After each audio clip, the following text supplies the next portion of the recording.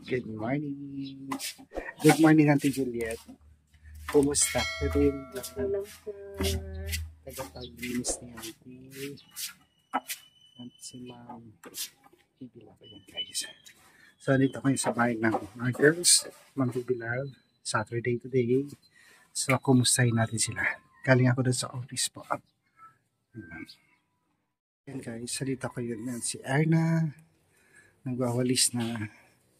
Anong oras ka nagising, Erna? 5.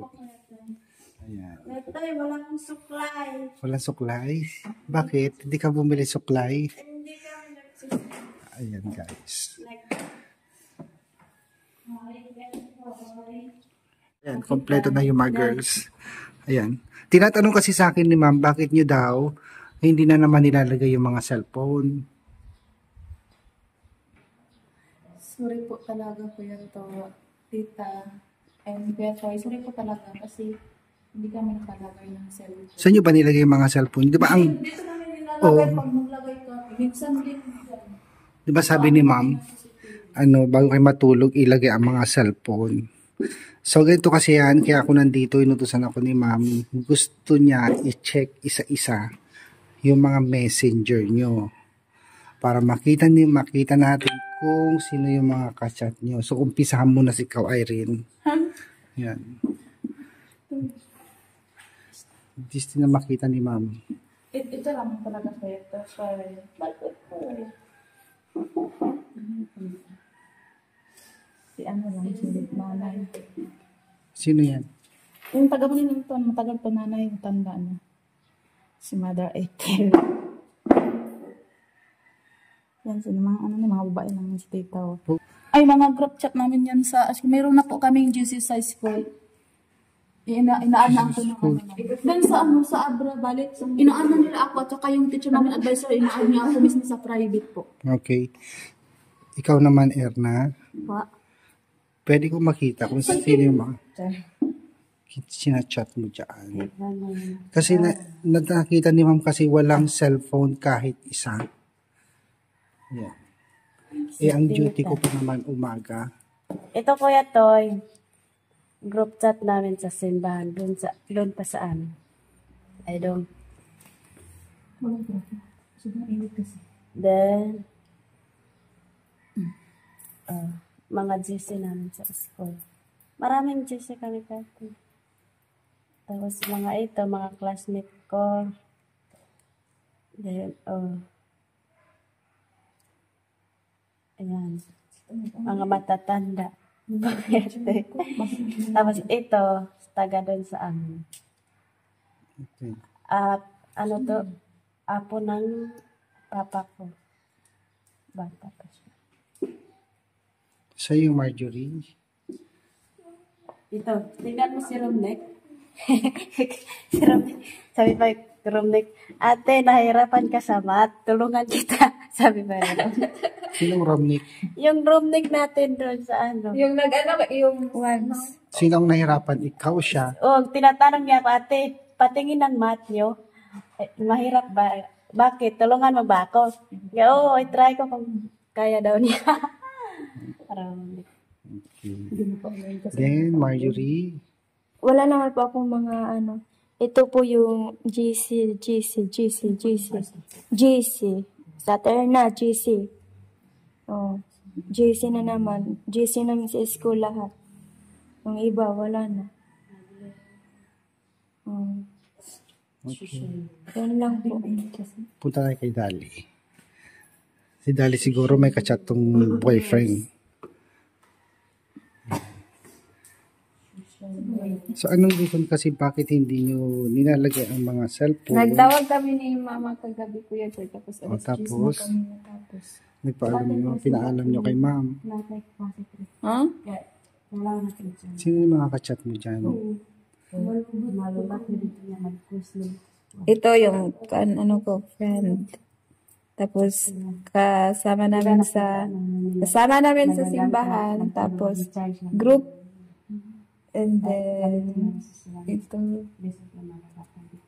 ito yung kanina classmate. Tapos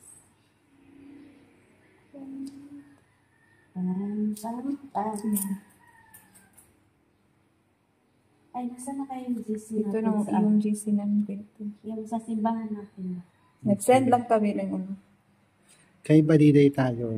Ito, hindi ko pa nalagay yung cellphone ko kasi may emergency kasi sa amin. Kasi yung mama ko is nasa hospital. Hindi pa sila, hanggang ngayon, hindi pa sila nakauwi. Nasa Davao pa. Ano kasi, ganito yan. Alam nyo naman yung patakaran ni ma'am. Oo nga. Kung mayroong emergency, pwede ko lang kayo sinabi magpaalam. Kasi nagtataka siya ni kahit isang walang cellphone. Usapan nyo naman yun na ang mga cellphone dapat pag matutulog nandyan sa lamesa. Kasi nakikita sa CCTV yan. So kung may mga ganyang emergency, ipaalam nyo. Hindi ko na nasabi ni tita. Okay naman sa kanya yun, ni basta ipaalam. Para Kami yun, po yung nagtawag kami ni mama kagabi. Kaya nga, di ba sabi ko, ipaalam nyo. So yun guys, wala naman ako nakitang mga kachat na mga girls. Ang gusto kasi mangyari ni Ma'am PB Love, ang layunin niya or goal niya po ay maprotektahan ang mga girls. Ayaw niyang matulad itong mga babae doon sa naranasan ni Nita. So ganun na lang po yung pagpoprotekta ni Ma'am PB Love sa mga Marias dito sa Abra. Gusto niya po talaga silang makapagtapos lahat. Yun po yung purpose ni Ma'am. So wait lang. Toy, Kuya Toy. Tignan mo, ito, Kuya Toy, itong lalaki to. Anong, pinsan ko, ito, nasa Manila siya ngayon. Tapos, yung kachat mo kagabi. Hindi, yung unang araw lang nagtanong siya kasi kung malapit ba daw tayo sa Manila. Nagtanong lang siya. Kasi malapit lang daw sila doon sa ano yun? Ba't yun? Yung ano, yung mall. Mall of Asia. Doon. Kung malapit na tayo doon sabi niya. sabihan mo na 9 hours to yung biyahe. Malapit na daw siya doon, mga 100, makaabot na siya. Okay. Then, wala na po. Mga matatanda lang yung friend ko. Hello po tita, sorry po talaga kasi hindi ko po nalagay yung cellphone ko kasi meron po akong minomonitor tita yung yung mama ko nasa hospital po sa SPMC at saka ano po yung kalagayan niya doon. Mahirap po yung kalagayan niya kaya minomonitor kasi yung kapatid ko na nagbabantay dalawa, sila po laging tumatawag sa akin yung sitwasyon ng mama ko. Kaya yung mga remisitan ng binigay ng kapatid ko sa akin, ini-search ko naman para maalam ko yung anong sakit niya. Kaya hindi ko na po sinabi sa iyo tita na may ano po yung mama ko kasi ayoko pong ma-problema po kayo. Kaya pasensya na po tita at sorry po talaga. Nasaan pa yung nanay mo ngayon? Nasa hospital po sa SPMC sa Davao. Di ba nakalabas? Bakit? Napano daw siya? May ano sa atay diferensya. Atay? Opo. Meron pang ngayon ano doon sa kanya. O operahan? O kung hindi daw madala, operahan daw yung atay niya. So yan ang reason ba't hindi mo na ilagay yung cellphone hindi dyan. ko So sabi ko nga, pag may ganong emergency, ipaalam nyo kay ma'am. So ikaw naman Irene, bakit hindi mo rin nilagay ang cellphone? First time yan, hindi lang siguro first time yan. Kasi nakikita niya dun sa CCTV, ni kahit isa wala. Ikaw Irene, anong reason? Sorry po talaga, tita po, kasi hindi ko po nalagay yung cellphone ko dito sa misa. Kasi kahapon din po ito kahapon sa matagal talaga hindi kami nagkausap ng kapatid ko. Kagabi pa siya tumatawag sa akin. Minsan lang yung tatawag. Kaya kagabi pa mga alas 10 din tumatawag yung kapatid. Kaya sorry po talaga tita. Tapos ilalagay na po natin yung cellphone namin. Marjorie? Sa akin po tita, sorry po talaga kasi kapag gabi po tita, sinacharge po namin yung cellphone namin. Para po, pang bukas po kasi gagamitin po namin sa school. Kasi gagamitin namin kapag mag-Facebook lang. Mag-research. Or mag-research. Mag-quiz din, di ba? Lalo na yung biology. Hindi po. Tapos kailangan din po namin ng load. Para hindi kami Bago ay pumasok, pwede mo kayo mag-load eh. Marami na loader dito. Erna? Same lang din po, po Kuya Toy. Sorry po, tita, na yung anong araw ba yun nilagay namin yung cellphone namin. Pero yung pagkasunod po, Kuya Toy, hindi namin nalagay kasi nagcha-charge naman po kami, gagamitin namin sa school. Hindi namin nilagay na, ibig sabihin na nag-ano kami ng gabi, sina-charge naman din po namin, Kuya Toy. Saksi po si Ate Baliday kasi Ako yung tagatanggal. opo, Mga phones. sina-charge po talaga namin to kasi po gagamitin namin sa school lalo na pag may ano po kami doon, sabi ng teacher mag-research kayo. May time nga po ito nalubatan ako, hindi ako nakadala ng charger. Nangiram na lang ako ng classmate ko doon. Kaya sorry po tita kasi hindi namin nalagay po. Sorry po talaga. Charlie? Sa akin po, tita, sorry po kasi hindi ko nalagay kagabi. Kasi po, tita, nagtawag po kami ng mga Oo.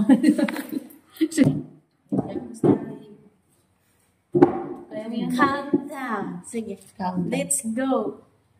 Kaya mo yan, Dan. Bakit? Pangiiyak. Tapos tayo na. Ba't ka umiyak? Sige na. Namiss na yung pamilya. Miss lang siguro yung nanay mo. Saan yung kausap niya nanay mo? Na-miss lang talaga yung mama niya, kaya sige na, kaya mo yan. Iyak na din si Erna. Iyak na din si Erna. Iyak na lang. Sige na.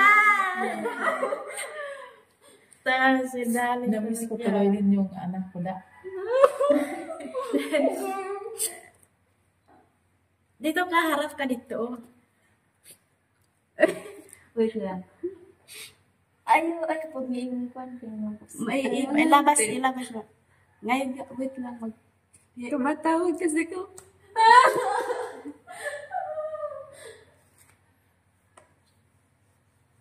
Iyak mo pa. Wag mo. Si Marita.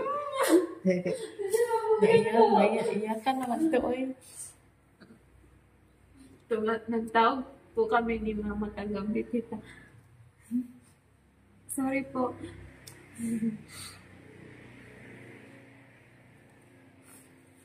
Sorry po, tita. Tinagay ko na po yung cellphone ko dito every gabi po. Sorry po. Alam nyo kasi girls, ang goal talaga ni ma'am sa inyo ay maprotektahan kayo. So, ang dami kasi mga scammer at ayaw niyang matulad kayo, lalo na doon sa yung naranasan ni Ninita. Kaya ganoon na lang yung paghihigpit ni ma'am sa inyo pagdating dyan sa mga cellphone. So, kailangan talaga paggabi nasa table lahat ng cellphone. Minsan po kasi kuya ito, matagal kami mag-uusap ni mama. So, kano ba petsa sa Lunes? 14. 14 pa. So, next week pa yung pasok ng college. Tapos yung, ano kaya to, yung, di ba, birthday sa ba? Minsan, hindi namin nalang kasi, walang pasok kaya, Ay 15, walang pasok. Anong araw yun? Nakita ko sa Damdamag Abra. Ay, Cordillera Day ba yun? Oo, walang pasok yun. Tapos yung, di ba yung may bagyo-bagyo na to, hindi talaga ako makatulog kasi sinicheck ko yung cellphone ko baka mag-suspend. Para in case na mag-suspend, hindi kami maagang maano. Tungkol dyan, sa suspension ng school, nakamonitor din ako. Minomonitor kayo gabi-gabi kasi, lalo pag may bagyo, unang-una ako nagmumonitor bago kayo. Na hindi siya maniniwala kapag Di ba pag nakita ko, sinishare ko sa inyo, para hindi na kayo Ayaw mag-prepare. kasi maniwala ni Erna. Yung na-suspend, yung sabi ni Joriel, walang pasok at Erna. Hindi talaga ako naniniwala tayo. Di ba sinare ko yun? Sinat ko yung mga classmate ko, may pasok ba bukas?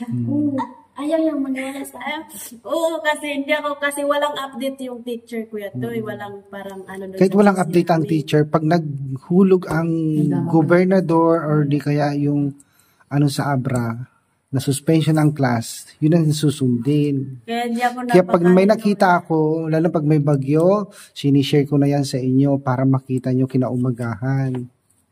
Yun yung ginagawa ko. Ako una-una nag-ano dyan, monitor. Kasi syempre, pupunta ako dito, wala palang pasok. Kaya inaagapan ko na. Kuya. Ginawa ko na yan sa inyo, di ba? Pag walang pasok, sinishare, hindi mo kayo naniniwala. Sa terminal, ayaw niyang maniwala. Sabi Yung ko alas, naman, hindi naman yung totoo. Wala naman yung teacher. Sabi niya. kasi may ano pa naman tayo doon, performance, tapos gusto ko. Basta yung Damdamag Abra ang nag-post, totoo yan. Siya yung nag-post ng gobernador, yung ano natin, Kasi gobernador. yung di ba update dun sa school namin, pero dalawa lang yung nag-react ko to. Walang teacher nag-react, kaya sabi ko, baka ano to, baka may pasok bukas. Kaya hindi ako na. Kung hindi ka naniwala, tinagkita ka doon. Ikaw lang nag-release na ka. Kaya nga. Tapos may nakita pa akong nakanan. Sabi pa, parang si Ate Bill yun. Parang may nag-ano doon, nagpunta sa school na bata daw kasi nakaano. Hala, sabi ko, Marjorie, baka dito tayo. Tapos sila nag-perform na doon ng ng those standard. Ano talaga ako. So ba dito, kumusta naman yung update sa nanay mo? Hindi pa sila mag-CT scan pa sila. CT scan. Ano ba yung CT scan? Ngayong, hindi pa nakalabas. Hindi pa. Ngayong 15 pa yung schedule. Ang sakit yun. Tagal pa yun. Kasi Matagal na sila. pag sa hospital, Diba? Ilang weeks na ba sila sa ospital? First kuya to, doon sa amin lang sa Pakibato. Naka-admit siya ng isang gabi lang. Tapos nilipat sa Umuwi na, Davao. pinauwi sa doktor. Then, hindi na makahinga yung mama ko. Ang punta na doon Mahirapan na paghinga kaya diretso nila sa Davao. SPMC. Davao. Davao SPMC. Ngayon, hindi pa nakalabas ang diferensya ng sa atay. Pag hindi sabi ng mamaya, itawagan ko naman sila kung ano nang resulta sa ng mama ko. Sabi ng kapatid ko, ngayong 15 pa yung schedule. Pero sabi ko naano nga ako kanong isang araw, umiyak nga ako kasi naalala ko yung anak ko kasi laging siya yung yung mama ko laging Galaga. nag-alaga. Tsaka lagi daw naghahanap. Yung Ilang taon yung mama mo? Kaya edad ko yung nanay niya. Parang mas matanda pa yung mama. Oo. Kasi maaga din siya nagkasawa nun. Kaya marami Pero kahit magkasakit yung mama ko, hindi makapunta ng ospital. Kasi wala namang iba.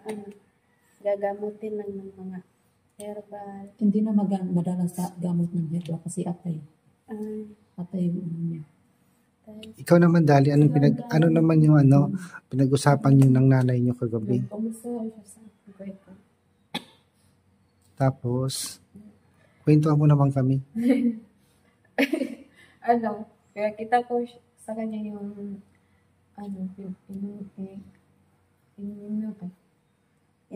iniinom ko na na tablet para sa ulcer. Tapos yung namusta niya ako, dapat tulong daw ako dito. Tapos sabi niya, mag-ingat ko tayo. Pinapayuhan ka. Oo, pinapayuhan ako. Tapos kasi miss na down niya kami. Ako din. Parang kasi malapit sila sa mama niya. Ganyan lang. Lalo Konting na pag- tiis lang. Lalo na pag wala na. Makabakasyon naman din kayo pag Kahapon, nagbilang-bilang si Dali. Sabi niya, Dali, hindi ka pa nga nakapasok sa school, nagbilang-bilang ka na ngayon. Sabi niya, ngayon, July, sabi, August, September, October, November, December. Ano yan? Pero ako parang lang, yung hindi ko na Kahapon. malaya na bakasyon na pala. Dito kami kaya kahapon. eh. Dito Yung kami pag-uwi ko kahapon, kweta. nagbilang siya. Tapos iniisip ko naman, hindi ko na din malayan, babalik naman ako sa Abra. Sabi ko, isip. Parang bilis lang, di ba? Oh, pambili. Pag nagbibilang ka, nag-aantay ka, matagal. Oo, kaya huwag mong isipin.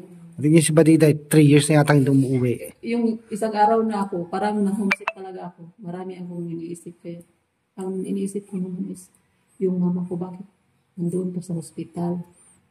Wala na sana walang ano sila doon basta hindi lang walang sakit ba. Yan ang problema. Sorry po, tita. Sa susunod po, tita, ilalagay na namin. Okay. Sorry po, ingat po kayo. Ingat po kayo. So, ang advice ko na lang sa inyo, pag may mga emergency, katulad kay Badidi, sabihin nyo kay ma'am ha, para alam niya kung bakit wala ang mga cellphone. Okay? Opo. Okay. So, sige na. May ano, Pupunta muna ako doon sa... Hindi ako kumikibo kasi hindi ko gusto problema din sila. So, sige, punta na ako, babalik na ako sa office. Di ba maglinis tayo? Oo, mamaya, after duty. Sige po. Hindi kaya pwede to. pag may mga tao doon. Doon Okay? kami sa taas, nag-ano na kami ng... Oo. Nag-general So, kami. 8 o'clock. Okay? So, sige na. Babalik na ako sa office. Bye!